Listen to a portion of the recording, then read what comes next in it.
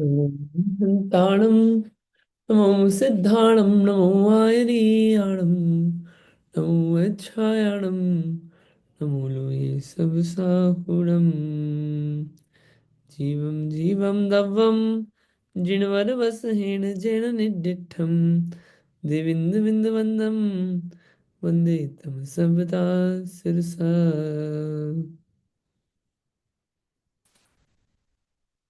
हमारी छह भावनाएं हमने पढ़ी। अनित्य, अक्षण, संसार, एकत्व, अन्यत्व, अशुचि। ये सब बातें अपन ने पढ़ ली। अब अपन आज पढ़ेंगे आश्रव भावना। कि आश्रव भावना क्या है और आश्रव भावना का पूरा स्वरूप पढ़ते हैं, उसको आगे करेंगे विचार। पढ़िए, अब आगे आश्रव अनुप्रेक्षा कहते हैं। पढ़िए।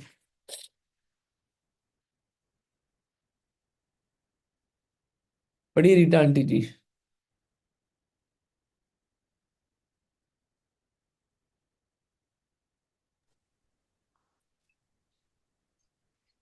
जय जिनेन। अब आगे आश्रव अनुप्रेक्षा कहते हैं। समुद्र में छिद्र युक्त नाव की भांति यह जीव इंद्रियादि आश्रवों से संसार रूपी सागर में पड़ता है। यह वार्तिक है। अतीन्द्रिय स्वशुद्धात्म संवेदन से विलक्षण स्पर्शन, रसना, घ्राण, चक्षु और कर्ण, ये पांच इंद्रियां हैं। परम उपशम मूर्ति परमात्मा स्वभाव को क्षोभ उत्पन्न करने वाले क्रोध, मान, माया और लोभ, ये चार कसाय कहलाते हैं। रागादि विकल्पों की निवृत्ति रूप शुद्धात्म शुद्धात्मानुभूति से प्रतिकूल हिंसा, असत्य, चोरी, अब्रह्मचर्य और परिग्रह में प्रवृत्ति रूप पांच अव्रत है। निष्क्रिय निर्विकार आत्म तत्व से विपरीत ऐसे मन वचन काया के व्यापार रूप परमागम में कथित सम्यक्त्व क्रिया, मिथ्यात्व क्रिया आदि 25 क्रियाएं हैं। इस प्रकार इंद्रिय कसाय, अव्रत और क्रिया रूप आश्रमों का स्वरूप जानना। जिस प्रकार समुद्र में अनेक रत्नों रूपी माल से भरा हुआ छिद्र छिद्र युक्त जहाज उसमें जल प्रवेश करने पर डूब जाता है, समुद्र में किनारे नगर में नहीं पहुंच सकता है, उसी प्रकार सम्यक दर्शन ज्ञान चारित्र स्वरूप अमूल्य रत्नों रूपी माल से भरा हुआ जीव रूपी जहाज पूर्वोक्त आश्रव रूपी द्वारों में कर्म रूपी जल प्रवेश करने पर संसार रूपी समुद्र में डूब जाता है। केवल ज्ञान, अव्याबाद, सुख आदि अनंत गुण रूप रत्नों से पूर्ण ऐसे मुक्ति रूपी समुद्र किनारे के नगर में नहीं पहुंच सकता है। इस प्रकार आश्रवगत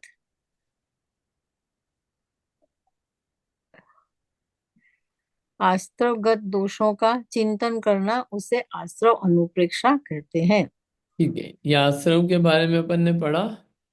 अपन इसको समझे उससे पहले आपको क्या पता है आश्रम के बारे में आप लोगों को, वो आप बताइए, फिर अपन आगे समझेंगे इसको। आश्रव भावना। एक आश्रव है आश्रव भावना। क्या है आश्रव भावना?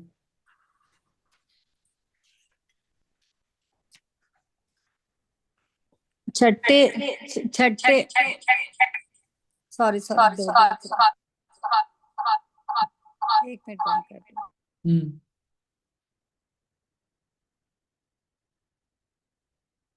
छठे स्वाध्याय छठे तत्वासुत का छठा पहला श्लोक है ना, काय वांग मन कर्म योग, वही है ना?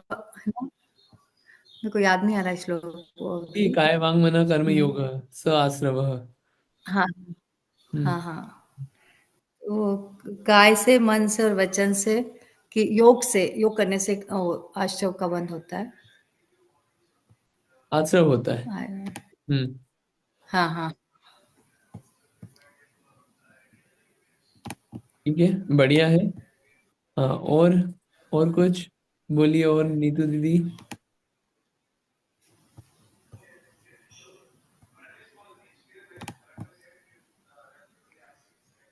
आवाज नहीं आ रही है। हाँ, आपकी आवाज नहीं आ रही नीतू दीदी।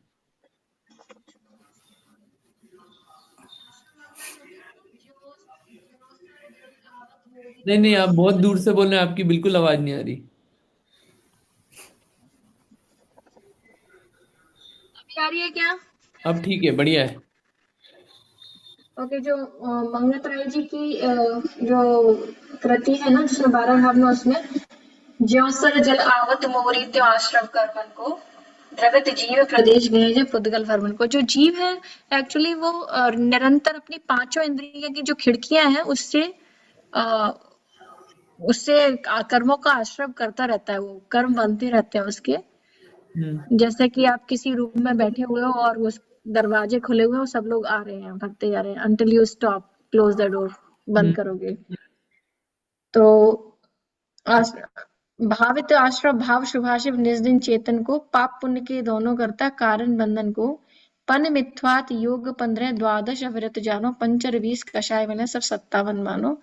मोह भाव की ममता टारे पर नत खोते, करे मोक्ष आयतन निराश्रव ज्ञान ये होते। तो ये जो इन्होंने बताई है कि पंचर 20 पंचर 20 कसाय द्वादश सबसे मिलकर जो योग बनता है, उससे हमारे कर्मों का निरंतर आश्रय होता है। अपनी आत्मा में कर्म बनते ही रहते हैं, हमेशा कर्म आते रहते हैं। हम्म। बढ़िया। बढ़िया, अच्छा है। बराबर। ठीक है, और किसी को कुछ बोलना है? हाँ हाँ, मैं बोलती हूँ। बिल्कुल बताइए। तो सुभाष भावों से मेरा व्यापार चला करता, मानस वाणी और काया से आश्रव का द्वार खुला रहता। बढ़िया। 12 भावना केवल रवि पूजन, युगल जी वाली लाइन। और बढ़िया। एक और भी है। हाँ, बोलिए। मोहनिंद के जो जगवासी से सदा घूमे सदा, कर्म चौर चौहोर सरसव लूटे सूझे नहीं। हम्म। जब कोई अपने को कुछ सूंघा दे और हम कुछ पता नहीं चलो करते रहे, इसी तरह ही वो आश्रम का द्वार अपने सब आता रहता है, पाप कर्म सब बढ़िया। के आते रहते हैं। बढ़िया। बहुत अच्छा। और किसी का कुछ, और किसी को, आप में से किसी को कुछ बोलना है, कुछ बताना है? इसमें ये आ जाएगा क्या, मोहेन समृतम ज्ञानम स्वभावम लभते नहीं, मत्तः पुमान पदार्थ नाम यथा मदन को द्रवे। हाँ, अर्थ भी बोल दीजिए। अर्थ भी बोल दीजिए, बढ़िया है। बढ़िया। हाँ। क्या? मोह के वशीभूत होके व्यक्ति वो नशे में रहता है। जैसे कोदो कोदो एक नशीला पदार्थ रहता है, उसको खा करके जैसे नशे में वो उम, हो जाता है ना, मदमस्त। उसे हम्म। कुछ भान नहीं रहता कि वो उसकी स्त्री है कि बेटी है कि कौन क्या है। हम्म। और तो वो है मोहेन समृतम ज्ञानम स्वभाव, उसे अपना स्वभाव भूल जाता है, जो उसका नेचुरल स्वभाव है वो भूल जाता है। मोहेन समृतम ज्ञानम स्वभावम लव, मोह के वशीभूत होके उसका ज्ञान खत्म हो जाता है, उसका स्वभाव वो भूल जाता है। और मत्तः पुमान पदार्थानाम यथा मदन कोदय, जो कोदो होता है एक तरह का जो नशीला, उसको जब जैसे खा लेने पर जो व्यक्ति ऐसा हो जाता है, उसे कुछ भान नहीं रहता नशे में, वैसे ही मोह रूपी एक नशा है। बढ़िया। ये जो मोह वाला आपने बताया, ये डायरेक्ट ये थोड़ा आश्रम में नहीं जाता है, लेकिन हाँ, इससे ये है कि जो कारण है आश्रम होने का, ये कि है कि अपने स्वभाव में नहीं जाना। मोह रूपी जो शराब पी हुई है, वो एक कारण है आश्रम का, वो भी ऐसा आप कह सकते हैं। Could be A starting point. हाँ जी, रेखा आंटी जी बताइए। ये छेड़ाला की 12 भावना है ना, 12 भावना है ना, आश्रय भावना का लक्षण। यो हाँ। योगी की चपलाई ताते हैं आश्रय भाई, आश्रय दुकार घनेरे, बुद्धिवंत दीने तीन्हे निर्वेरे। हाँ, बढ़िया। ये बहुत बढ़िया है। बढ़िया, अच्छा है ये भी। ये जो मन वचन काय के निमित्त से आत्मा में हलन चलन रूप चंचलता होती है। इसी चंचलता से कर्मों का आना होता है, और यही आश्रव कहलाता है। ये आश्रव बहुत दुखदाई है, जो बुद्धिमान है वे इसे दूर करने का प्रयत्न करते हैं, ऐसा चिंतन करना आश्रव भावना है। हाँ, बढ़िया। मन वचन काय की चपलता, चंचलता, ये आश्रव है। और जो बुद्धिमान लोग हैं इस आश्रव से बचते हैं। क्यों बचते हैं? क्योंकि ये आश्रव जो है दुखकारी है, दुख को देने वाला है। बढ़िया। आश्रव भावना में आश्रव होता है कि कर्मों का आना। कर्म क्यों आते हैं? क्योंकि जीव के मोह राग द्वेष भाव की उत्पत्ति होती है। तो ये विचार चलना, अपन अभी पहले पढ़ के आए ना, आश्रव तत्व पूरा। आश्रव तत्व की जो जो बातें अपन ने पढ़ी वो बातों का विचार करना इसमें पूरा आएगा। फिर उसको अपन बात करते हैं। और पहले इसको वर्ड टू वर्ड देखते हैं, ग्रंथ में अच्छा दिया है। क्या है कि समुद्र में छिद्र युक्त नाव की भांति यह जीव इंद्रियादि आश्रमों से संसार रूपी सागर में पड़ता है। यह वार्तिक है। ये पहले हमने ये एक इस ग्रंथ में दी गई है लाइन, कार्तिकीय अनुप्रेक्षा में, द्वादश अनुप्रेक्षा में, सॉरी। कि समुद्र है, उसमें नाव है, छेद वाली है, तो क्या होगी? डूब जाएगी समुद्र में। वैसे ही ये जीव है, ये जीव या आत्मा की नाव है। ये क्या हो रही है? इंद्रिय आदि से छेद बन रहा है इसमें। और उससे क्या हो रहा है? वो संसार रूपी सागर में घूम रहा है। अब इसी बात को समझाते हैं। अतीन्द्रिय स्व शुद्धात्म संवेदन से विलक्षण स्पर्शन रसना ग्रहण चक्षुर कर्ण, ये पांच इंद्रियां हैं। पांच इंद्रियों के नाम बताए, वो भी कितने अच्छे से बताए कि ये पांच इंद्रियां अपने आत्मा से अपोजिट है। क्योंकि अपनी आत्मा कैसी है? अतीन्द्रिय है। आत्मा के पास ना स्पर्श है, ना रस है, ना ग्रहण है, ना चक्षु है, ना कर्ण है। पांचों इंद्रियां नहीं है, इसलिए आत्मा अतीन्द्रिय है। और आत्मा का अनुभव भी कैसे होता है? अतीन्द्रिय अनुभव होता है। इन इंद्रियों से पहचानने में नहीं आएगा आत्मा। ये आत्मा का स्वरूप भी बता दिया है, इंद्रियों के नाम भी बता दिए। परम उपशम मूर्ति, परमात्मा स्वभाव को शोभ उत्पन्न करने वाले क्रोध मान माया और लोभ, ये चार कषाय हैं। अब बतानी थी चार कषाय। चार कषायों को भी कैसे बताएं कि चार कषाय जो हैं ये अपना जो परमात्मा स्वभाव है, अपनी आत्मा का स्वभाव है, जिसका शांत रहना स्वभाव है, उसमें ये शोभ उत्पन्न करती है। आत्मा के चारित्र रूपी गुण का घात करती है। रागादि विकल्पों की निवृत्ति रूप शुद्धात्मानुभूति से प्रतिकूल हिंसा, असत्य, चोरी, अब्रह्म और परिग्रह में प्रवृत्ति रूप पांच अव्रत हैं। पांच अव्रत के नाम बताने थे, पांच पाप के नाम बताने थे। कैसे बताया? कि अपनी शुद्ध आत्मा की अनुभूति से प्रतिकूल, उसमें अनुकूलता नहीं प्रतिकूलता पैदा करते हैं। कौन? ये अव्रत। क्योंकि ये रागादि विकल्प उत्पन्न करते हैं। ये ऐसे अव्रत हैं, इनका नुकसान भी बता दिया है दो दो शब्दों में। ठीक है। निष्क्रिय निर्विकार आत्म तत्व से विपरीत ऐसी मन वचन काय के व्यापार रूप परमागम में कथित सम्यक्त क्रिया, मिथ्यात्व क्रिया आदि 25 क्रियाएं हैं। 25 क्रियाएं हैं। सम्यक्त क्रिया भी है, मिथ्यात्व क्रियाएं भी है। ऐसे 25 क्रिया हैं। 25 क्रियाएं कैसी है? ये विपरीत है। किससे? अपने आत्म तत्व से विपरीत है। क्योंकि ये जो क्रियाएं हैं ये आश्रव के कारण है, ये आत्मा का स्वभाव नहीं है।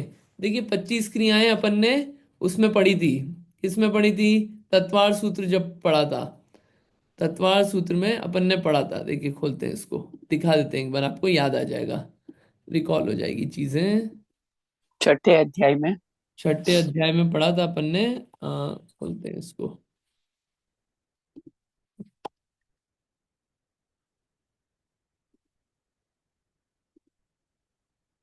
ये आ गई। ये नहीं,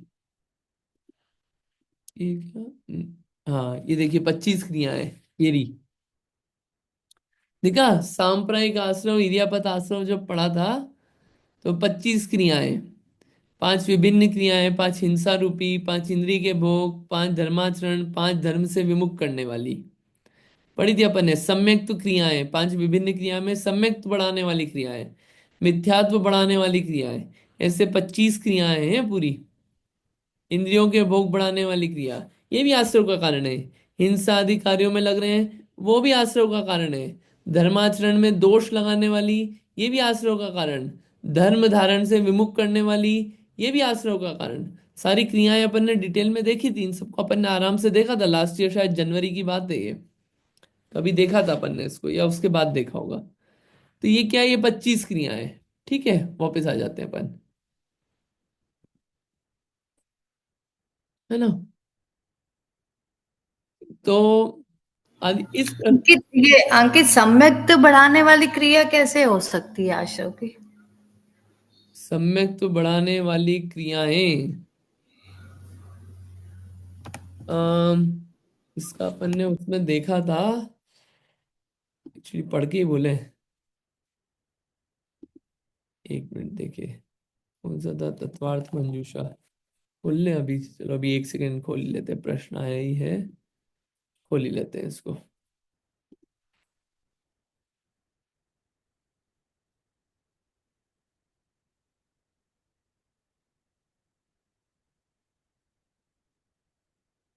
अध्याय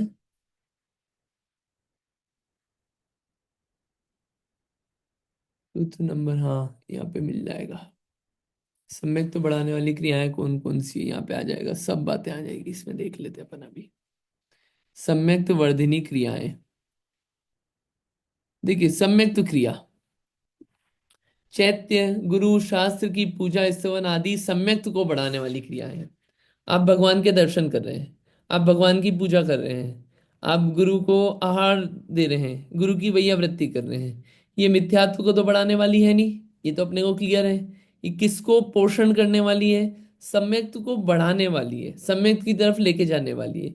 लेकिन ये क्रियाएं पुण्य देती है कि पाप देती है? पुण्य देती है। और पुण्य भी जो है क्या है, पुण्य आश्रव है, वो भी तो कर्म बन रहा है, अच्छे कर्म बन रहे हैं, तो आ रहे हैं और अच्छे कर्म बन रहे हैं, तो वो भी आश्रव का कारण है ना। इस हिसाब से इन सम्यक्त वर्धनी क्रिया को भी आश्रव का कारण कहा। और ऐसे मिथ्यात्व वर्धनी क्रिया, कुदेव कुशास्त्र आदि की पूजा करो, उनकी सेवा करो, तो उससे पाप रूप बंधेगा, तो वो क्या है, वो मिथ्यात्व वर्धनी क्रिया है, पाप आश्रव का कारण। ऐसे ये क्रियाएं हैं, इसको ऐसा आप समझ लेना। इसमें ये तो हमको अभी तो सम्यक को और सम्यक की जो हमको तो पुण्य की जरूरत है अभी, और हमको सम्यक की भी जरूरत है। ये तो हमको 12वें गुणस्थान के बाद नहीं पाप निकालना है या पुण्य निकालना है, तो फिर ये थोड़ी बोल रहे हैं कि आप करो मत, देवशास्त्र हम्म गुरु की पूजा मत करो, ये मत करो।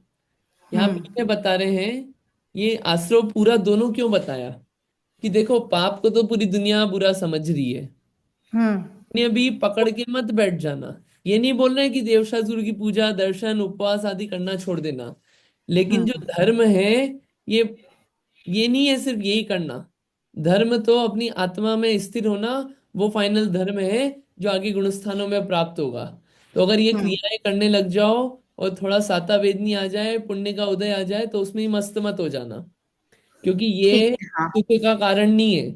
सुख का कारण तो वास्तविक धर्म है जो पुण्य और पाप से आगे बढ़ के है, ये कहने का बिल्कुल अब, मतलब है। पुण्य हाँ को ठीक है पकड़ अभी। के मत बैठ जाना, पुण्य को भी पकड़ के मत बैठ जाना कि अब तो मेरे पास बहुत हम्म पुण्य हो गया, बस मजे से पूजा कर ली, हम मस्त हो गए। अभी काम करना बचा है, अभी मंजिल बहुत दूर है।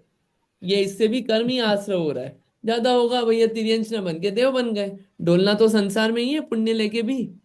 तो ये आश्रय इसलिए बता रहे हैं कि संसार से निकालने के लिए बता रहे हैं, इसलिए पुण्य पाप दोनों बताना पड़ेगा। सम्यक तो क्रिया भी संसार को बढ़ाने वाली है। इस ठीक है। अपेक्षा, ये अपेक्षा समझना है इसमें, है ना। हाँ, इस अपेक्षा से ठीक है, बराबर है फिर तो। ये समझना होगा इसमें, मतलब ज्यादा टेंशन वाली बात नहीं है। ठीक, ठीक है, हाँ आश्रव तो ओके। हो ही रहा है। चलिए, इस प्रकार इंद्रिय कषाय अव्रत और क्रिया रूप आश्रवों का स्वरूप जानना। पहले आश्रवों का स्वरूप जानो, कि इंद्रियों से, कषाय से, और ये 5 अव्रत से, ये सम्यक क्रिया मिथ्यात्व क्रियाएं 25 क्रियाओं से, इन सब से आश्रव हो रहा है। ये सब नाम पता हो, ये पूरा डिटेल में अपन ने पढ़ा था आश्रव के कारण, पूरा टीका पढ़ी थी कुछ दिन पहले, अच्छे से डिस्कस किया था। एक एक का आप चिंतन करो, अपने आप पे लगाओ। जिस प्रकार समुद्र में अनेक रत्नों रूपी माल से भरा हुआ छिद्र युक्त जहाज उसमें जल प्रवेश करने पर डूब जाता है, समुद्र के किनारे नगर में नहीं पहुंच सकता है, उसी प्रकार सम्यक दर्शन ज्ञान चरित्र स्वरूप अमूल्य रत्नों रूपी माल से भरा हुआ जीव रूपी जहाज पूर्वोक्त आश्रव रूपी द्वारों में कर्म रूपी जल प्रवेश करने पर संसार रूपी समुद्र में डूब जाता है। ये बात समझ में आई होगी। जीव में कैसा रत्न भरे हुए अपने अंदर, सम्यक दर्शन ज्ञान चारित्र के रत्न भरे हुए, ढके हुए सब, स्टोर हैं, पैक्ड हैं, सब ढक गए हैं। और क्या हुआ, इस जहाज में क्या हो गए, आश्रय हो रहा है, पानी आया जा रहा है कर्मों का, तो क्या हो गया, डूब गए, रत्न भी डूब गए और ये जीव भी डूब रहा है, वो किनारे नहीं लग पा रहा है। केवल ज्ञान अव्याभास सुख आदि अनंत गुण रूप रत्नों से पूर्ण ऐसे मुक्ति रूपी समुद्र किनारे के नगर में नहीं पहुंच सकता। ये जो गुण बोले ना, केवल ज्ञान अव्याबाद सुख सम्यक दर्शन ज्ञान चारित, ये अपने ही बात कर रहे हैं कि अपने में ये गुण हैं, अभी ढके हुए हैं ये बात अलग है, अपने में ये सारे गुण हैं, प्रकट नहीं है, तो क्या हुआ, किनारे नहीं लग पा रहे हैं। इस प्रकार आश्रवगत दोषों का चिंतन करना चाहिए, उसे आश्रव अनुप्रेक्षा जानना। यहाँ पे बुद्धिवंत तिन्हें निर्वेरे, कि बुद्धिमान लोग जो हैं दोषों का चिंतन करते हैं कि हमारे से ये गलती हो रही है, इस कारण हम परेशान हैं, इस कारण कर्मों का आना हो रहा है, पाप कर्मों का नहीं, सिर्फ सारे ही कर्मों का आना हो रहा है। ये अगर एक श्रद्धान बैठेगा कि हाँ हमारे इन इन कार्यों से कर्म आ रहे हैं, तो उन कार्यों से कैसे बचे हम, तो कार्यों से बचने के लिए क्या करना पड़ेगा, आत्मा ही है शरण, बस आत्मा एक शरण है। आत्मा को पहचानना, आत्मा का श्रद्धान करना, ये कार्य करके आश्रव जाता है। आश्रव अपन ने पढ़ा था ना, मिथ्यात्व जाता है, कौन से, चौथे गुणस्थान से सम्यक तू हुआ, तो क्या होता है, वहां पे संवर चालू होता है, कर्मों का आना रुकता है। अपन ने पढ़ा था ना, तो पहले में पहले काम क्या करना, सम्यक दर्शन प्रकट करना। और ये जितनी भी अपन धर्म की क्रियाएं करते हैं, क्रिया करने का प्रयोजन पुण्य कमाना नहीं है। पुण्य तो जैसे होता है ना, ये किसान लोग खेती करते हैं, कोई भूसे चारे और वो फली आदि के लिए नहीं करते, वो तो अच्छे फल के लिए और धान के लिए खेती करते हैं। ये फली भूसा चारा ये सब तो साइड में मिल ही जाता है, मिलेगा ही, वो तो मिलना ही है। ऐसे ही हम भी जितनी धर्म की क्रिया करते हैं, सम्यक दर्शन ज्ञान चारित्र प्राप्त करने के लिए करते हैं, साइड में ये तो पुण्य जो है, ये तो भूसा है, भूसा ये तो मिलेगा ही, कहाँ जाएगा, ऊंचा लक्ष्य है हमारा। इस प्रकार आश्रव भावना का चिंतन करना कि कर्म किस किस कारण से आ रहे हैं, एक एक पॉइंट पे सोचना, ये है आश्रव भावना का चिंतन। ये आश्रव भावना जो है, ये वैराग्य वर्धनी ना होके ज्यादा ये ज्ञान वर्धनी है। वैराग्य और ज्ञान जब साथ में चलता है तो काम बनता है। अकेला वैराग्य वो क्या ज्यादा देर टिक नहीं सकता, ज्ञान हो लेकिन वैराग्य नहीं हो तो ज्ञान ज्यादा हेल्पफुल नहीं हो पाएगा। ज्ञान और वैराग्य दोनों साथ में चलते हैं तो क्या होता है, आगे बढ़ पाते हैं। इसलिए 12 भावना में ज्ञान और वैराग्य दोनों बढ़ाने वाली बातें कही है। शुरू के 6 में वैराग्य और बाद के 6 में ज्ञान वर्धनी। ठीक है, ये अपनी आश्रव भावना के बारे में अपन ने पढ़ा है। क्लियर है ये, है ना, कि क्या चिंता। ध्यान, ध्यान का क्या बोला आप? ध्यान का, कर्म को लेके ध्यान करना है, राइट? कर्म को लेके एक्चुअली इसमें क्या विचार करने का है, अपने को आश्रव के कारण पता है, क्या क्या है आश्रव के कारण, मिथ्यात्व अविरति प्रमाद कषाय योग, ये सब ये कारण बताए यहाँ पे। ठीक है, ये इसमें आए थे, मिच्छता विरधि आई थी ना गाथा, अपन ने उसको पढ़ा था, 5 प्रकार के मिथ्यात्व। फिर अविरति, अपन ने 5 प्रकार की अविरति पढ़ी थी। प्रमाद पढ़े थे अपन ने 15 प्रकार के। ये सब क्या कर रहे हैं, आसव और बंध के कारण है। तो एक एक का नाम अपन सोचें, एक एक का नाम विचार करके सोचें कि ये इन इन कारणों से हमको आश्रय हो रहा है। जैसे अपन ने पढ़ा स्पर्शन इंद्रिय संबंधी प्रमाद। ठीक है, तो अब स्पर्शन इंद्रिय संबंधी प्रमाद क्या क्या हो रहा है, अपने को छोड़ने को नहीं बोल रहे हैं अभी, सोचें कि हम क्या क्या करते हैं, सोचने के लिए जो काम है। रसना इंद्रिय संबंधी क्या है, घ्राण इंद्रिय संबंधी क्या है, मन से वचन से काय से क्या है, कृतकारित अनुमोदना से क्या हो रहा है, तो पता चलेगा ना, मानस वाणी और काया से आश्रव का द्वार खुला रहता, पता चलेगा कि अपने गेट कहाँ कहाँ कौन कौन से खुले हुए हैं। ठीक है, ऐसे अविरति में, मिथ्यात्व में, कषाय में क्रोध मान माया लोभ देखी। कषाय हमारी किन किन चीजों के प्रति होती है, उस दिन अपनी बात हुई थी। वेदर के प्रति, लोगों के प्रति, घर के सामान के प्रति, सब्जी के प्रति। सब्जी अच्छी निकली नहीं निकली, अरे कैसी बेकार सब्जी है, धम्म करके फेंकी। ये काय से हुआ? मन में एक क्षोभ उत्पन्न हुआ, खराब है। ये वहां पे भी क्रोध जरा सा उत्पन्न है ना, तो ककड़ी या भिंडी या लौकी को कोई फर्क नहीं पड़ा, भाव अपने खराब हुए। तो कैसे हर एक क्षण अपने चलते रहते हैं कषाय। लोगों के प्रति नहीं चले, सामान के प्रति चलने लग जाएगा। क्योंकि क्या है, कोई इंसान नहीं भी हो तो भी जीव की कषाय चलेगी। क्यों? क्योंकि इतनी भरी हुई अंदर तक, कहीं तो निकलेगी, सामान पे निकलेगी, घर पे निकलेगी, कहीं ना कहीं तो निकलेगी। किसी से नहीं मिले 4 दिन तक, तो भी बैठे बैठे कषायें चलती रहेगी, बोल तो के। इसका तो हर मिनट फिर आश्रव कर ही रहे हैं हम लोग, राइट? आश्रव हो ही रहा है, आश्रव हो ही हम्म। रहा है। क्योंकि जहां कषाय है, मिथ्यात्व है, वहां कर्म आना कुछ नहीं रुके। अपन ने ये उस दिन का आपको ध्यान होगा, लेकिन एक बार और मैं दिखाई देता हूँ। ये क्या है, उससे हाथ के हाथ क्लैरिटी हो जाती है। ये देखिए, 8वां 9वां अध्याय है, सॉरी। ये देखिए मिथ्यात्व, ये ना, ये मिथ्यात्व है। तो क्या है, आश्रव हो रहा है अभी 16 प्रकृतियों का। अविरति है तो भी हो रहा है, अप्रत्यज्ञान है तो भी हो रहा है। अपन ने दूसरे उसमें पढ़ा था, 25 जाते हैं। जब मिथ्यात्व जाता है तो 25 प्रकृतियां जो है, वो क्या होता है, उनका आश्रव रुकता है सम्यक दर्शन होने पे। ये पढ़ा था अपन ने, कुछ दिन पहले ही पढ़ा था। तो मिथ्यात्व है जब तक ये रहेगा कार्य, तो ये है कि धार्मिक क्रियाएं करते रहे हम, देव शास्त्र गुरु के प्रति श्रद्धान रहे, उनकी पूजा पाठ आदि भी सब चले, लेकिन ये विचार चले साथ के साथ। पाप रूप में भी चले, पुण्य में भी चले। ऐसा नहीं हो कि नहीं नहीं पुण्य से भी आसर हो रहा है तो पुण्य करना पुण्य की क्रियाएं छोड़ दी। आगे आएगा पुण्य और पाप का भी डेफिनेशन, पाप पुण्य की बहुत बढ़िया है। पाप जो है गड्ढे में लेके जाए, और पुण्य मतलब क्या? पुण्य जो कि पाप से बचाए। पुण्य क्या है? जो पाप से बचाए। और पाप क्या है? जो गड्ढे में लेके जाए। और धर्म क्या है? जो कि संसार से बचाए।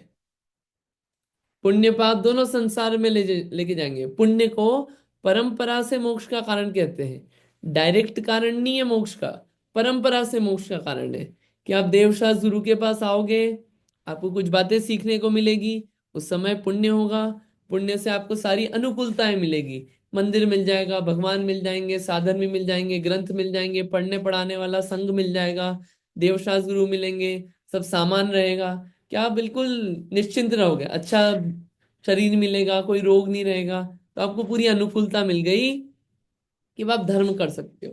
ये पुण्य से आपको सामग्री मिली, अब इसका उपयोग कर लिया और मोक्ष हो गया, तो हम इस पुण्य को बोल देंगे ये परंपरा से मोक्ष का कारण बना आपका। और अगर इस पुण्य का उपयोग करके आप मोक्ष नहीं जा पाए, तो हम इस पुण्य को मोक्ष का कारण नहीं बोलेंगे। तो ये दोनों अपेक्षा यहाँ पे भी समझनी होगी, ठीक है। तो वहां पे अलग अलग अपेक्षाएं आती है, उन अलग अलग अपेक्षाओं को पुण्य पाप और धर्म संबंधी समझ लेना चाहिए, आगे और बातें आएगी। तो यहाँ पे तो आश्रम की बात है, कर्म किस किस कारण से आ रहे हैं, ठीक है। ऐसे ही बंध को भी इसी में समझ लेना कि कौन कौन सा बंध हो रहा है, कौन कौन से कर्म किस कारण आ रहे हैं। आपको आश्रम के बारे में विचार करना है, और अनुप्रेक्षा भावना भानी है, 6वां अध्याय। किस किस कारण से कौन कौन से कर्म आते हैं, एक एक के बारे में आप विचार करो। जैसे कि साता वेदनी चाहिए, किसी को साता वेदनी चाहिए कि सब अच्छा रहे, निरोगी शरीर रहे, बीमारी नहीं हो कुछ भी, सब अच्छा चले। तो उसमें कारण दिए, भूत वृत्ति अनुकंपा, सभी जीवों पे, वृत्तियों पे उनकी अनुकंपा करो, काय से भी करो, और मन में भी विचार चले क्या, कि सबका अच्छा हो, मेरा शत्रु हो उसका भी अच्छा हो, वो भी कभी उसका बुरा नहीं हो, सब सुखी रहें।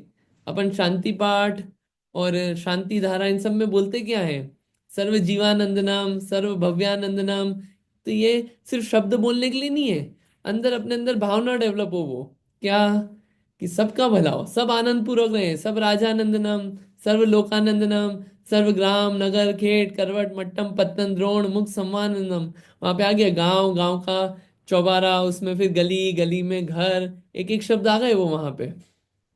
सब सुखी रहें, किसी को कोई व्याधि नहीं हो, सब व्याधिम घरंतु, वो सब बातें आती है ना। तो वो बोलते बोलते सिर्फ ऐसा नहीं कि सिर्फ जल डालना है, जल के साथ साथ अपने अंदर वो भाव डेवलप हो, सबके प्रति अच्छा हो। तो वो काय का कौन किसका कारण है? वो सातवेदनी के आश्रय का कारण है। मन में अगर वो भाव डेवलप हुआ, तीर्थंकर जो जीव बनते हैं वो तो अलग ही है, 16 कारण भावना, साथ के साथ सभी प्राणियों का सुखी रहे, ये उनके भाव उत्कृष्ट रूप से रहता है। तो ये जो है ये आश्रव के कारण है। तो अभी यहाँ पे आश्रव करना नहीं सिखा रहे, ये तो वेदनी की बात निकल गई कि इन आश्रव से कैसे बचे, कि कारणों को पहले सोचें कि किन किन कारणों से हो रहा है, रोज उसका विचार करें तो एक्टिवली मॉनिटर होगा। ये विचार करके आश्रव भावना का अपन विचार कर सकते हैं। ये पॉइंटर्स हैं, कार्य तो हम सबको करना होगा, जो जितना कर लेगा वो उतना आगे बढ़ेगा। ठीक है, ये आश्रव भावना थी। आश्रव के बाद आता है संवर और निर्जरा। आश्रव के अंदर ही आश्रव और बंध दोनों का विचार कर लिया जाता है। आश्रव के बाद आता है संवर और निर्जरा। संवर को पढ़ते हैं और फिर उसके बाद निर्जरा। पढ़िए संवर, किसी और को पढ़ना है तो प्लीज रीड करिए डेफिनेटली। किसको पढ़ना है? उमा आंटी जी पढ़िए, आप वापिस आ गए, पढ़िए।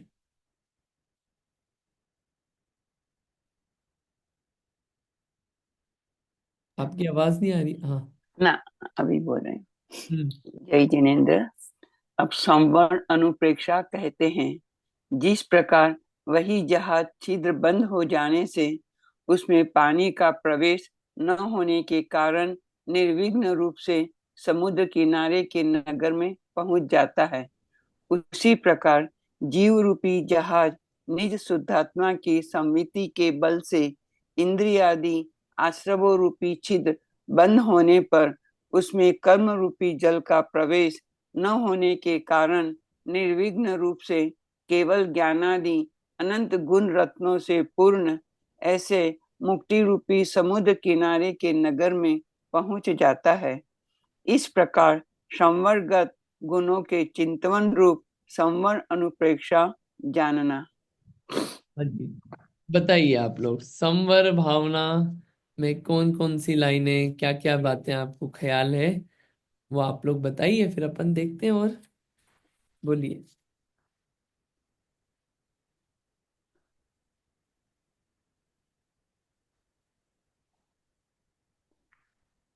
किसी को कुछ बोलना है?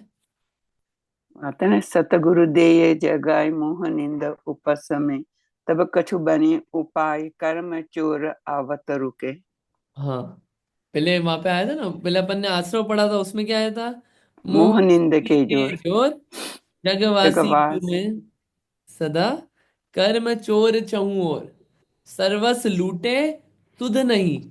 मोह रूपी इतनी गहरी निंद्रा चल रही है, ये कर्म रूपी चोर जो हैं ये सब और फैले हुए हैं और लूटने को तैयार हैं, और अपने को खबर नहीं है। तो ये तो आश्रव, आश्रव से अपोजिट संवर। अब कोई सतगुरु मिले, सतगुरु दे जगाए, मोह नींद जब उपशमे। एक तो गुरु मिले और मोह रूपी निद्रा थोड़ी सी ठंडी हुई, मोह भी जाना चाहिए, और सतगुरु भी मिले, सतगुरु दे जगाए, मोह नींद जब उपशमे, तब कछु बने उपाय कर्म चोर आवत रुके। तब कुछ उपाय बनता है और ये कर्म रूपी जो चोर हैं आना रुक गए। क्यों? मोह रूपी निद्रा से भी थोड़ा ठंडी हुई और सतगुरु भी मिल गए। बढ़िया। हाँ, आगे और बताइए नीतू दीदी। हाँ, जो मोरी में डांट लगावे तब जल रुक जाता, त्यों आश्रम को रोके संवर क्यों नहीं मन लाता। पंच महाव्रत समित गुप्तिगर वचन काय मन को, दशविध धर्म परिशह 22 12 भावन को। यह सब भाव 57 मिलकर आश्रम को होते, सुपन दशा से जागो चेतन कहाँ पड़े सोते। भाव शुभाशुभ रहित शुद्ध भावन संबर पावे, डांट लगत यह नाम पड़ी मझधार पार जावे। हम्म। जैसे कि नाव में अभी बताया था ना, छेद रोक दिया, उसमें छिद्र को बंद कर दिया, तो हम्म। अब आना कर्म का रुक गया। हम्म। और उधर जैसे कि आपने डांट लगा दी हो और वो रुक गया वहां पे पानी। बढ़िया। इसमें जो नीचे दो लाइन आई है ना, भाव शुभाशुभ रहित शुद्ध भावन संवर को संवर पावे, शुभ अशुभ भाव से रहित शुद्ध भाव संवर प्राप्त कराता है। शुभ भाव यानी कि पुण्य भाव, अशुभ भाव यानी कि पाप भाव। इन पुण्य और पाप भाव से रहित जो भाव है, शुद्ध भाव, वो संवर की तरफ लेके जाता है। वो बात क्लियर हो गई कि पुण्य और पाप दोनों का आश्रम, उससे रहित जो है वो संवर है, संवर रूपी अवस्था। क्योंकि कोई कर्म नहीं आ रहा है, यानी कि अब क्या है, संसार से बचने का काम चालू हो गया, अब कोई छेद नहीं बचा, है ना। हाँ। मैं पढ़ूं? हाँ जी, हाँ। बिल्कुल पढ़िए। जिन पुण्य पाप नहीं कीना, आत्म अनुभव चित दीना, तिन्ही विधि आवत रोके, संवर लही सुख अवलोके। हाँ देखिए, अभी जो अपनी बात चल रही थी, हाँ पहले अर्थ पढ़िए, अर्थ पढ़िए आप। अर्थात जिन जीवों ने अपने भावों को शुभ या अशुभ रूप नहीं नहीं होने दिया है और मात्र आत्मा के चिंतन में अपना मन लगाया है, उन्होंने ही आते हुए कर्मों को रोका है और संवर की प्राप्ति करके सुख पाया है। ऐसा चिंतन करना संवर भावना है। यहाँ पे वो फैक्ट, ज्ञान रूप से फैक्ट बता रहे हैं कि जिन जीवों ने अपना उपयोग जो है न पाप में लगाया न पुण्य में लगाया, काय में लगाया, आत्मा में। आत्मा में लगाना और पुण्य पाप में लगाना, अंतर है दोनों में।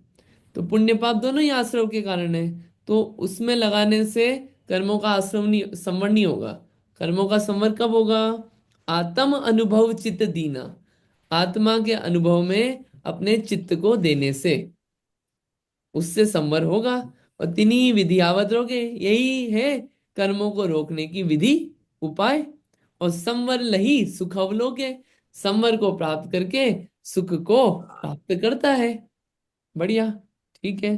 और किसी को कुछ बताना है, बताइए, हाँ मेरे को। बताइए। शुभ और अशुभ की ज्वाला से जलसा है मेरा अंतर्बल, शीतल सम की किरणें फूटे, संवर से जागे अंतर्बल। हम्म शुभ और अशुभ की शुभ की ज्वाला ज्वाला। से झुलसा है मेरा अंतःस्थल। झुलस गया है, झुलस, मेरा अंतःस्थल जो है झुलस गया, किससे? शुभ और अशुभ दोनों से। क्यों झुलस, क्यों गया दोनों से? अब पाप से झुलस गया वो तो हम मानते, पुण्य से भी झुलस गया, क्या बात कर रहे हो? हाँ, क्योंकि संसार में हूं ना दोनों से ही। कुछ नहीं, देवगति चला गया, धनवान बन गया, पुण्य कर लिया तो। इन झुलस तो संसार में ही रहा हूं ना, तो दोनों से झुलस गया। मेरे को इन दोनों से पार होके क्या कार्य करना है? कर्म आना ही रुक जाए, कोई सा भी कर्म नहीं चाहिए मुझे, कर्म का बंधन ही नहीं हो, कर्म आए नहीं, ये काम है तो झुलसूंगा नहीं। तो इसलिए झुलस ना बंद हो जाए, वो यहाँ पे बताया है संवर, कि हाँ ये भी पॉसिबल है, ये काम करने लायक है। ठीक है। हम्म इसमें ये भी हो सकता है ना कि हमको पुण्य बहुत मिला तो हम उसके मतलब कि इतने, जब लोगों को ज्ञान नहीं होता है और बहुत पुण्य मिल जाता है तो फिर वो पापानुबंध भी चालू कर देते हैं। हाँ, वो भी एक चीज होती है कि पुण्य बहुत मिल गया, तो पुण्य के उदय में क्या किया आपने? पापानुबंधी पुण्य, हम्म। पाप का ही बंद करा उससे। और पुण्य मिला भी है तो कुछ उसके साथ ये भी चीज होती है, पुण्य कर रहे हैं तो ये रस बना रहता है कि बस हमने सुबह पाठ कर लिया, थोड़ा बैठ गए, स्वाध्याय कर लिया, देवशास्त्र गुरु की पूजा कर ली, विधान कर लिया, दिन भर हमने अच्छा सात्विक भोजन कर लिया, और फिर हमने सामायिक कर ली, क्रिया संबंधी बता रहा हूं मैं, फिर स्वाध्याय कर लिया, सो गए। ये सब हमारा दिन भर ये रूटीन रहा, ये रूटीन से ही हम सेटिस्फाइड हैं सिर्फ। तो वहां भी रोक रहे हैं, आप आगे और पढ़ते जाओगे कि देखो ये करना है, इसको करना नहीं छोड़ना है, कर रहे हो वेरी गुड, अप्रिशिएबल है। बट ये सब यूज करके, ये सब चैनल्स हैं, इन सब चैनल्स को यूज करके अपनी आत्मा तक पहुंचना है, वो संवर भावना है। कि अब ये आना आपने रोकने का उपाय तो चालू करे ना बाहर में, अब अंतर में पहुंचने का ट्राई करो साथ के साथ। ऐसा नहीं हो कि सिर्फ ये क्रिया करके कि जो आपको पुण्य मिल रहा है कि यू आर सेटिस्फाइड, क्या हमारा सब बढ़िया चल रहा है। नहीं, आगे बढ़ना है अपने को। तो वो मतलब वो है कि स्टॉप नहीं हो जाए जीव कहीं पे, ये विचार करते रहे, संवर भावना, संवर अनुप्रेक्षा, कि कर्म आना कैसे रुकेंगे। ठीक है, वो भी बात में ध्यान रखना। यहाँ पे ये नहीं, कहीं भी ये नहीं है कि पुण्य क्रिया मत करो, इसका निषेध नहीं कर रहे हैं, इस बात का बिल्कुल निषेध नहीं, सिर्फ इतनी जागृति है कि देखो दोनों चीज संसार में रखेगी, तो इसलिए पाप से तो बचना, पुण्य की क्रिया करते करते उस पुण्य का यूज करके अपनी आत्मा की तरफ जाना, ये इस चीज को अपन ध्यान रखे, तो कहीं भी वो विवाद कुछ भी चक्कर नहीं पड़ेगा। कॉन्सेप्ट क्लियर होना चाहिए, क्योंकि ये सब चीजें काफी गड़बड़ी करती है। ठीक है। संवर। ये सब पंचम काल में पॉसिबल है क्या? हमारे पास तो क्षेत्र भी नहीं है और हमारा तो सैनन भी ऐसा नहीं है। सम्यक दर्शन पॉसिबल है। सम्यक सम्यक दर्शन, दर्शन, हाँ सम्यक दर्शन सम्यक पॉसिबल। ज्ञान और सम्यक चारित्र भी, सात्विक गुण स्थान तक तो आप जा ही सकते हो पंचम काल में। हम्म। हाँ। और सम्यक चारित्र का आप फिर भी बोलो कि उस लोकेशन पे ऐसा द्रव्य क्षेत्र काल भाव नहीं है। ठीक है। सम्यक दर्शन तो आप कहीं भी चले जाओ वहाँ आपको होगा। आपके पास शास्त्र है, भगवान है, ये दो मुख्य समागम, जिन बिंब दर्शन सम्यक दर्शन का कारण है। और जिन बिंब से आप सात तत्व को समझ रहे हो, शास्त्र से भी सात तत्व को समझ रहे हो, तो वो क्या है? वो सब कारण है सम्यक दर्शन के, आपके पास कारण सारे मौजूद है। हाँ सम्यक दर्शन तो पॉसिबल है, हाँ। हाँ, सम्यक चारित्र प्राप्त करना है तो क्षेत्र हो सकता है अपने को अभी वो अपन एक निमित्त रूप से देखें, लेकिन क्षेत्र दूसरे क्षेत्र है। तो चारित्र भी सात्विक गुण स्थान तक तो जीव पहुंच ही सकता है अभी भी पंचम काल में। सपोज इस लाइफ में हमको सम्यक दर्शन मिला, है ना, तो हम्म। वो क्या नेक्स्ट लाइफ में तो नहीं जाएगा? अभी, क्योंकि अभी क्या है, वो वाला सम्यक तो नहीं होगा शाइक। हाँ शायद नहीं है ना, तो वो सम्यक जाएगा नहीं। क्योंकि पाद मूल में होता है केवली शुद्ध केवली के। हाँ बट वो तो नहीं भी, छूटेगा। हाँ। नहीं भी जाए तो क्या, बीज तो निकल गए ना उसके। एक बार बीज हम्म। निकल गए तो वो क्या है, फिर तो ज्यादा काल संसार में नहीं रहना है, एक बार हाँ फल मिल हाँ। गए ना, ज्यादा नहीं टिकना है। अभी तो ये है कि भैया ठिकाना ही नहीं है, पता नहीं कब निकलेंगे, अगर कुछ भी काम नहीं हुआ तो। और एक बार थोड़ा सा कुछ काम हो गया, चलो अब तो बिल्डिंग बन ही जाएगी, अब कोई ज्यादा टेंशन नहीं है। तो अगर ये मेरा प्रश्न ये है, तो अभी जो हमारा आत्मा का संस्कार है, हम्म। तो वो अगली अगली लाइफ में जाएगा ना हमारे साथ, कि हम सब भूल जाएंगे? देखिए, एक प्रयोपशम रूप से भूलना is a different thing Neetu दीदी, कि हमको ये शब्द याद है कि नहीं। अब आपसे अगले भाव में कोई पूछे सात तत्व के नाम, हो सकता है आप नहीं बता पाओ, लेकिन एक जो प्रतीति रहती है ना, प्रतीति संस्कार अनुभवन चीजों का, वो नहीं भी जाए, अगर अपना गाढ़ा हो वो संस्कार, तो वो बना रहे। शब्द रूप से आप भूल सकते हो चीजें, क्योंकि वो ज्ञान का क्षयोपशम है। ज्ञान का क्षयोपशम इज अ डिफरेंट थिंग, और आत्मा का अनुभवन और उस रूप से संस्कारित होना, that is a different thing. शब्दों हाँ, में मेरे आपने, कहने का मतलब वही था, जो हम अभी जैसे जो सीख रहे हैं, जो हमारे नॉट द श्रुत ज्ञान, मतलब जो हमारे जब हम जो सीख रहे हैं अभी, वो हम्म। हम नहीं जाएगा हमारे साथ, जैसे हम नहीं उसका बहान कर पाएंगे, अगर दूसरी लाइफ में हमें नहीं याद आ पाएगा कि अरे ये वेद विज्ञान हमने कहीं पढ़ा था, या हमने ये शास्त्र नहीं पढ़े थे, नहीं या अंकित, संस्कार तो जाएंगे ना, संस्कार तो जाएंगे, अब पर्टिकुलर चीज याद नहीं रहेगी। मैं यही बोल रहा हूँ कि चीजें याद नहीं रहे, ऐसा हो सकता है, क्योंकि वो ज्ञान का क्षयोपशम कितना रहता है आपका, अगले भाव में किस पर्याय में जाते हैं, वो अलग स्टोरी है। लेकिन जितना अपन ने संस्कारित किया है अपने को अपनी जिन चीजों से, जिन विचारों से, वो विचार कहीं ना कहीं आगे भवों में काम आ सकते हैं। सारे नहीं भी जाए संस्कार, क्योंकि कितने गाढ़े हुए थे वो, उस पर भी डिपेंड करता है।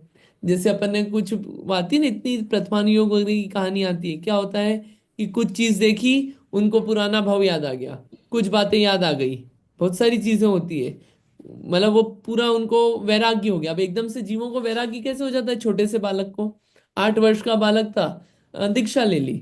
10 वर्ष के बालक थे, दीक्षा ले ली। कैसे ले ली 10 वर्ष में? एकदम कैसे हुआ? वो कहीं ना कहीं संस्कारित रहते पहले भी। क्यों आप बोलो, इतने छोटे से बालक को वैराग्य क्या होता है समझ में आता है क्या? आप अभी देखो, अपने आसपास ही देखो, वैराग्य समझ में आता है क्या छोटे से बालक को?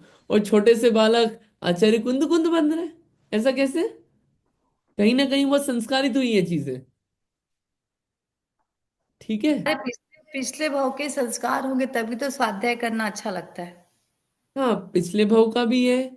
और हाँ, अब छोटा बच्चा नया नया उत्पन्न हुआ, नया नया हुआ, कुछ बच्चे होते हैं कि वो स्वाध्याय में ना खुद बैठने देते हैं, और ना खुद बैठते हैं, ना बैठने। हम्म। हम्म। और आप कुछ को देखना, ऐसे बैठेंगे, छोटे छोटे बच्चे, 3 साल के बच्चे ऐसे बैठते रहेंगे। ठीक है, उनके घर का भी माहौल है, वो भी निमित्त मिला। इन कहीं ना कहीं वो संस्कार है ना उनमें, पुराने कोई भवों के। अब कितने भवों के हैं, कितने गाढ़े हैं, वो तो अपना अपन नहीं जानते, लेकिन संस्कार जाते हैं। एक और आपको बताते हैं, अपन ने तत्वार सूत्र पढ़ा। तत्वार सूत्र में क्या पढ़ा? सम्यक दर्शन का कारण। क्या पढ़ा सम्यक दर्शन का कारण? निसर्गज और अधिगमज, गुरु के उपदेश से हो, जो उसी भाव में कुछ उपदेश मिले, गुरु का उपदेश, वो क्या है? अधिगमज कारण बनता है सम्यक दर्शन का। और क्या? बिना किसी के उपदेश से सम्यक दर्शन हो जाए। तो बिना किसी के उपदेश से कैसे हुआ सम्यक दर्शन? पुराने संस्कार, पुराना जो अनुभवन किया, पुराना जितना चिंतवन किया, वो अगले कभी भवों में याद आया, किसी का उपदेश नहीं मिला, सम्यक दर्शन हो गया। तिर्यंचों में इतने सारे तिर्यंचों में इतने सारे तिर्यंच सम्यक दृष्टि है। कैसे हैं? जंगलों में है इतने सारे तिर्यंच। कौन उपदेश देने गया? ये नरक में। नरक में तीसरे नरक तक तो जाते हैं वो, कोई देव उनका मित्र आदि हो चले जाए, ठीक है। 7वें नरक तक सम्यक दर्शन हो सकता है। 7वें नरक तक असंख्यात सम्यक दृष्टि है। कैसे बने इतने सम्यक दृष्टि? लड़ रहे हैं, पीट रहे हैं, वहां कौन उपदेश देने आ रहा है उस भाव में? संस्कार, पुराने भाव के। अब देखो ये लोक का स्वरूप जब अपन ने जाना ना, सब बातें पता चलती है। तो इसीलिए ऐसा नहीं कि ये संस्कार सिर्फ इसी भाव में काम आएंगे। अपने आप को जितना अपन ने संस्कारित किया है, जितना अपन संस्कारित अभी करेंगे, वो कई भावों तक काम आता है। क्योंकि जीव तो वही है ना, आत्मा, आत्मा वही है। और आत्मा में वो अनुभवन तो अब कितना गाढ़ा है, कितना बना रहता है, वो अलग। फिर कर्म उदय और वो सब अलग चीजें हैं, लेकिन एक वो चीज है कि कितना अपन ने गाढ़ा करा है, कार्यकारी होता है। आई होप आंसर हुआ होगा, ज्यादा लंबा नहीं हुआ, आई होप, और समझ में आया होगा। नहीं समझ में आया। अच्छा, डिस्कशन से अच्छा। Thank you. अच्छा, बहुत अच्छा समझ में आया। तो इसलिए जितना अपनी आत्मा को संस्कारित कर सके, भगवान को देखने का संस्कारित कर सके, उनकी पूजन का, और फिर उनकी पूजन विधान का, स्वाध्याय से, ध्यान से, इन अनुप्रेक्षाओं के चिंतवन से, और उसके अलावा ध्यान पूर्वक आत्मा तक पहुंचने का जितना संस्कारित कर सके, ये कार्य है, ये कार्य काम आएगा। जितना समय इसमें लगे उतना कम है। भगवान के दर्शन करने जाते हैं अपन, ठीक है, मंदिरों में यात्रा करते हैं। यात्रा करते हैं तो किसी का विचार तो आता है, अरे यार कितनी सारी वेदियां हैं, एक एक जगह दर्शन करने पड़ेंगे। मिलपिटस में ही, अरे ये आगे भगवान और पीछे भी भगवान, वेदियों में इतने सारे भगवान, एक एक ही फटफट फटफट निपटा दिया। और एक ये है कि एक एक भगवान के सामने नमोकार मंत्र भी बोला, एक एक भगवान के सामने हमारे पास इतनी सारी स्तुतियां हैं, स्तुतियां बोली। हमारे पास बहुत समय है, क्योंकि हम तो अपने आप को संस्कारित करने आए हैं, भगवान को सुनाने थोड़ी आए हैं, हम तो हमारे लिए आए हैं। ये भाव हो तो भैया बस इतने से ही भगवान है, और भगवान लाओ ना। हम तो इतने सारे भगवान के दर्शन करेंगे एक एक के, बहुत अच्छे से, क्योंकि हम तो, हमको खुद को संस्कारित करना है। अब देखना, अभी इंदौर में कल के दिन में गया था, वहां पे कल्पद्रुम विधान हो रहा है। वहां पे 108 समूह शरण बने, 108 समूह शरण। तो अब एक एक समूह शरण में आराम आराम से जाके एक एक भगवान के दर्शन करो, देख देख के इतना अच्छा लगता है कि आपको मन जो है प्रफुल्लित होता है। आराम आराम से करो 108 समूह शरण और दर्शन करो, गजब लगता है। तो जहाँ पे ऐसे तीर्थ यात्रा पे भी इसलिए जाते हैं इतने सारे मंदिरों में, संस्कारित करने के लिए। ठीक है, आई थिंक बहुत सारी बातें हो गई, लेकिन ये सब विचार करना है। संवर, संवर के मुख्य कारण का विचार करना, कि कर्म जो है आने से रुके, छेद बंद हो जाए तो पानी नहीं आएगा, ऐसे ही कर्म नहीं आएंगे। तो वो कैसे होगा? कर्म आना रोकना है, तो ये बहुत अच्छा शब्द है। जीव रूपी जहाज निज शुद्ध आत्मा की संवित्ति के बल से, इंद्रियादि आश्रव रूपी छिद्र बंद होने पर। कैसे बंद होगा कर्मों का आना? अपनी आत्मा की संवित्ति पूर्वक, संवित्ति यानी अनुभवन पूर्वक, आत्मा का अनुभवन हुआ तो ही ये कर्म का आना रुकेगा, और कोई उपाय नहीं है। संवर तभी होगा, संवर के कारण अपन ने देखे, क्या देखे, पढ़े थे ना अपन ने, क्या पढ़े थे संवर के कारण? गुप्ती, समिति, व्रत, पढ़े ना। फिर अनुप्रेक्षा, दस धर्म और ये अनुप्रेक्षा, भावित बरिस, ये सब कारण है, ये सब कारण है। ये सब, ये जो 12 भावनाएं आत्मा के अनुभवन कराने में मदद करेगी। ये सब मदद करेगी, बस मल्टीपल कंटिन्यूअस एफर्ट्स चाहिए इन सब चीजों में। अपन ने देखिए व्रत समिति की भी डेफिनेशन पढ़ी थी, एक बाहर में समिति और अंतरंग में समिति। सब काम कहाँ लेके जाएगा, अपन ने इसलिए द्रव्य संग्रह में दोनों एंगल से पढ़ा है। ठीक है, किसी को भी छोड़ना नहीं है, ना बहिरंग कार्य ना अंतरंग कार्य, दोनों को लेके चलेंगे तो ठीक है। एक को लेके चलेंगे तो एकांत पक्ष होगा। ठीक है, उसमें कर्म रूपी जल का प्रवेश न होने के कारण निर्विघ्न रूप से केवल ज्ञानादि अनंत गुण रत्नों से पूर्ण ऐसे मुक्ति रूपी समुद्र किनारे नगर में पहुंच जाता है। इस प्रकार संवरगत गुणों के चिंतवन रूप संवर अनुप्रेक्षा जानना। जो अपन ने संवर पढ़ा ना, उसको एक एक को विचार करना, और फिर अपनी आत्मा को उस रूप, आत्मा की अवस्था है ना, आत्मा की उस रूप अवस्था बनाने का प्रयास करना, तो वो संवर अनुप्रेक्षा का कार्य होगा। ठीक है, अब निर्जरा है। समय वैसे हो गया है, निर्जरा आज नहीं पढ़ते, फिर क्या है वो, फिर विषय आधा रह जाएगा। कल देखेंगे। आश्रव और संवर हुआ, निर्जरापन अगली बार देखेंगे। आश्रव अनुप्रेक्षा में क्या देखना, आश्रव के कारण, संवर में संवर के कारण विचार करना, अपने देखना अपन कैसे कैसे कर रहे हैं। फिर उसके बाद अगर आप समय सार में जाओगे तो जीव आश्रव भी रहित है और संवर भी रहित है, क्योंकि पर्याय दृष्टि ना देख के जीव को पूरा देखो, वो आगे बात आएगी, आप अटकना मत अभी, लेकिन बात ख्याल आई तो इसलिए बता दी। ठीक है, आई होप ये बात अपन सबको समझ में बढ़िया से आ ही रही है। अपन और विचार करते रहेंगे, सोचेंगे।